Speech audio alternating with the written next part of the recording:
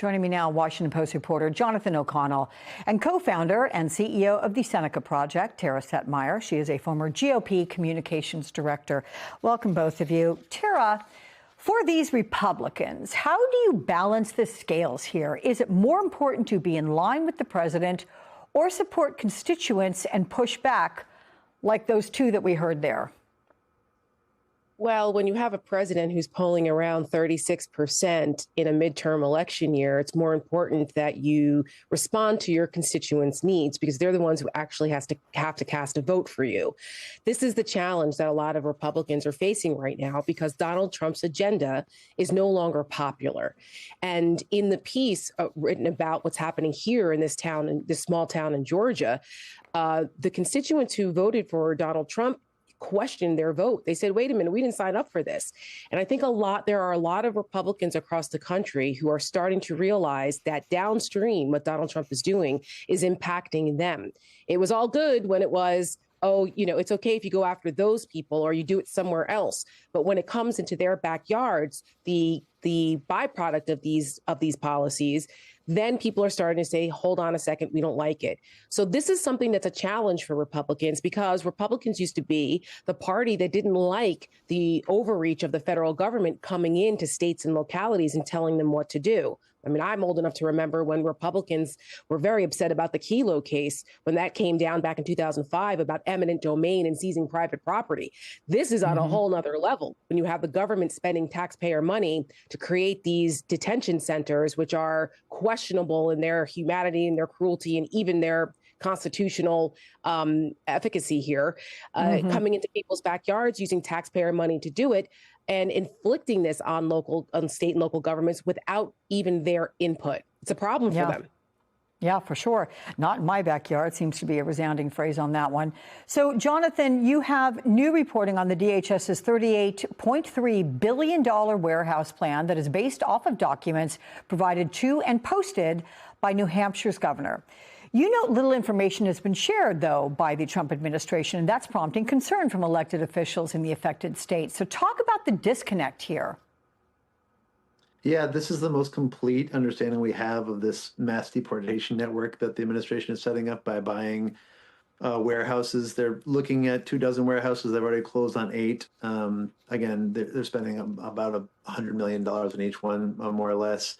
And, to that point before, it is really a political issue locally in a lot of places where we're seeing even residents who are supportive of the president's agenda to deport thousands of people or millions of people don't necessarily want to have a processing center in their neighborhood or don't want to have a mass detention center in their neighborhood. So where there's a lot of discussion about not only whether it's sort of appropriate to be in some of these communities, but what the pressures would be on the sewer systems, the electrical systems, the traffic that would come to and from these facilities.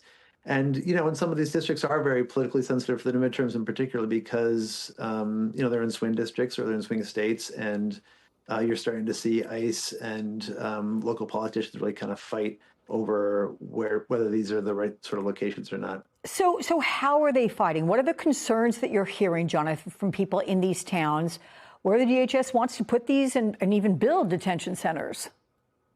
Yeah, I mean, every community has, politics is very local on these issues, and it is a very NIMBY sort of a conversation in a lot of places. There's the partisan divide over the whole, like, ICE's procedure and deportation practices. But more specifically in some places, how close would these centers be to a local school? How close would it be to a local church? What is the current water pressure in a town, we've heard? And also the question about how humane will the conditions be? A lot of people raise that. Like lots of communities benefit from having prisons or jails in their communities because of the economic benefits of them. But will these be humane detention facilities where the people that are going there into buildings that are presently constructed to store goods, dry goods, services, machinery sometimes, and are designed to have trucks coming in and out of them all day long, will those places really be retrofit quickly in a way that provides humane and legal treatment for the people who will be staying there? That's a question in a lot of these communities right now. Yeah, I can imagine. So, Tara, in Social Circle, Georgia, there is a 10,000-bed ICE facility. It's expected to open in the city of 5,000 people. Ready that? I mean, it's doubling. So the Atlanta Journal-Constitution points out, quote, along with its size, it is equally shocking for its location across the street from local businesses and right up the hill from the new Social Circle Elementary School, with its red-roofed playset and front door clearly visible from the street. You know, people vote on what they see, on how they feel. And are Republicans prepared for the impact this could have in November?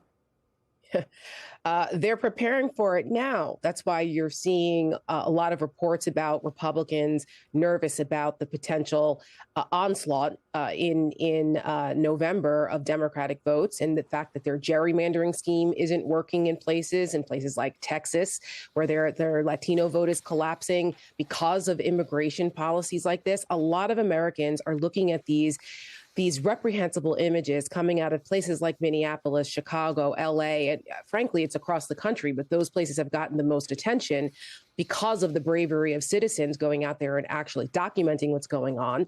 And people don't like this. And I'm glad to see that, because they shouldn't like this. You can be for stronger border security. You can be for a reformed immigration system, but militarizing our cities and terrorizing communities, I don't think is what the American people signed up for. And the polling is showing that. So when you have a small town like Social Circle, Georgia, which is pretty much 90% Republican. The constituents there said you couldn't find a Democrat for 100 miles or one that would admit to it. When they are actually saying, we don't want this. This is not what we signed up for. How come no one asked us? There's no transparency. And to the point of whether it will benefit the community, normally situations like this, where you have these big warehouses or something, it brings in tax revenue. But because this is being purchased by the federal government, it's tax exempt. And who owns this building? Who's going to manage it? Is it going to be the GEO Group, which is a Trump-supported major private prison industry company that's getting billions of dollars in contracts for these detention facilities? Is it them? Is this another sweetheart deal? I mean, the American people need to know. There needs to be full transparency here. And I think the idea of having a 10,000 person warehouse, or some people look at them as internment camps, next to a school on top of that. I mean, there's so many layers of wrong here with this that Republican local officials and congressmen are going to have to answer for, and they should.